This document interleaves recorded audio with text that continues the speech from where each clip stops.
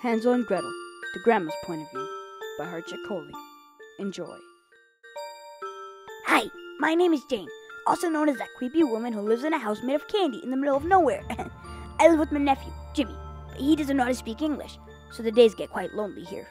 I have this house because when I was 6, I told my father I love candy and I wish I could eat a whole house of it.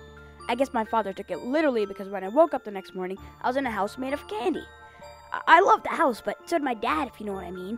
One day during one of his lunch times, he got caught in a pile of candy canes and I could never find him again. I never had a mother either. Well, I did, but since mother and father got in a big fight when I was 6 years old, I never saw her again. I've lived like this for 64 years. Jimmy was dropped on my doorstep 9 years ago. Life was not so amusing until I saw 2 kids walking down the pathway in front of my house. I quickly hid under my gingerbread window and peeked with curiosity. They'd spotted my house and realized to their astonishment that it was made of candy. As I took a closer look, I saw that both kids looked similar. There's one boy and one girl. I figured they were brother and sister. They looked dreadful. They had ripped and baggy clothes. I'd certainly felt sorry for them. Also, I hadn't had humans company other than Jimmy for over 50 years, so I thought I would go out there and welcome them inside. So that's what I did. They walked in with the same happy faces they had when they first saw the house. I guess they didn't expect the inside of the house to be made of candy as well. I provided them with warm food and water as they were hungry and in desperate need of it. While Jimmy was doing whatever he does all day, I managed to get some fresh clothes for the kids. They also told me their names, Hansel and Gretel, and why they were walking in the middle of nowhere. They were so tired that I decided to have them rest in their cozy beds. I thought I should even be more nicer to them, so I decided to make some fresh pizza. I prepared the dough, put on the sauce and vegetables, and was ready to toss it in the oven.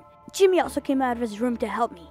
I picked up Jimmy and took him closer to the oven so he could put the pizza in. As I did, Hansel had come out of the bedroom with Gretel. As they laid their eyes on me, they froze immediately and stood with horror on their faces. "What are you doing here? You haven't slept yet. Would you like some more wine, Gims?" I said, trying to sound as nice as possible.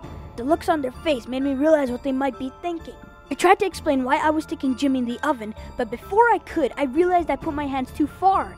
Jimmy was now screaming. My hands started to burn, so I accidentally dropped him in. I glanced at Hansel and Gretel as they sprinted towards the door.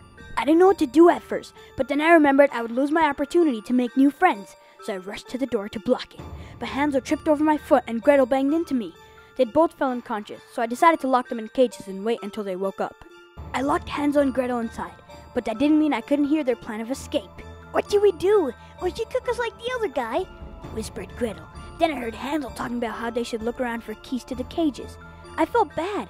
I didn't want to look like a crazy woman who cooks and traps children, so I thought that I would let them go. But then Gretel just said, "I'm very hungry." So then I thought I should at least give them a nice meal before they left. I got up and started walking towards them. I tried to be as nice as possible. I gave them both chicken wings and said in my sweetest voice, "Don't you worry. I'll feed you till you're plump enough to eat." I guess Gretel kind of took it literally. I guess I'm not so good with this sarcasm thing. Hansel screamed, "I knew it! She'll eat us too! I told you!" Now I knew what they were thinking. They thought I ate children. They were definitely losing their minds. Maybe bringing them a pizza would make them feel better. Then I remembered the pizzas I dropped in the oven earlier. They must be cooked by now. As I reached in the oven, I heard a clicking noise. I turned around and saw that Hansel had just picked the lock of the cage with the chicken bone I gave him.